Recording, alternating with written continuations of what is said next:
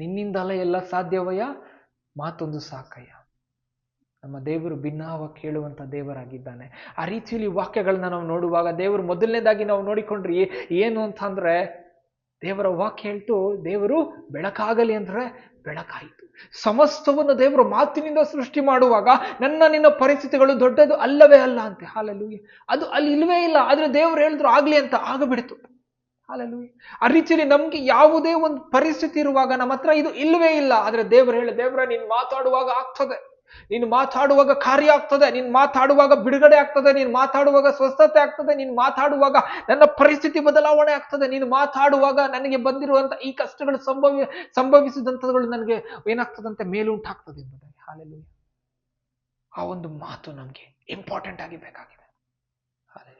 ಈ ದಿನ ಈ ವಾಕ್ಯಗಳನ್ನ ನಾವು ಕೇಳುವಾಗ ನಾವು ಅರ್ಥ ಮಾಡ್ಕೊಳ್ಬೇಕು, ದೇವರಿಂದ ಬರುವಂತ ಒಂದು ಮಾತು ನನ್ನ ಜೀವಿತವನ್ನ ಬದಲಾವಣೆ ಮಾಡ್ತದೆ ಅಂತಂದ್ರೆ ನಾನು ಪ್ರಾರ್ಥನೆ ಮಾಡುವಾಗ ಆ ಒಂದು ಮಾತಿಗಾಗಿ ನಾನು ಕಾಯ್ಬೇಕಂತ.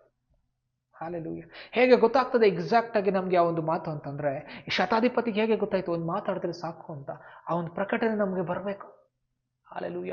ನಮ್ಗೆ ಹೇಗೆ ಬರ್ತದೆ ಅಂತಂದ್ರೆ, ನಾನು ಪ್ರಾರ್ಥನೆ ಮಾಡುವಾಗ ನಮ್ಮ ಪರಿಸ್ಥಿತಿಗಳನ್ನ ನೆನೆಸಿ ಮಾಡುವಾಗ ನಾವು ಹೇಳ್ಬೇಕು, ದೇವ್ರು ಈ ತರ ಕಷ್ಟ ಇದೆ, ದೇವರು ಒಂದು ಇಮಿಡಿಯೇಟ್ ಆಗಿ ಒಂದು ಪ್ರಕಟಣೆ ಕೊಡ್ತಾರೆ ನಿಮ್ಗೆ. ಆ ಪ್ರಕಟಣೆ ಎಂಥದ್ದು ಅಂತಂದ್ರೆ, ನೀನ್ ಪರಿಸ್ಥಿತಿಗಳನ್ನ ಬದಲಾಯಿಸುವಂತ ಪ್ರಕಟಣೆ. ಇದು ಹೌದಲ್ಲ, ದೇವರ ಹತ್ರ ಈ ಶಕ್ತಿ ಇದೆ.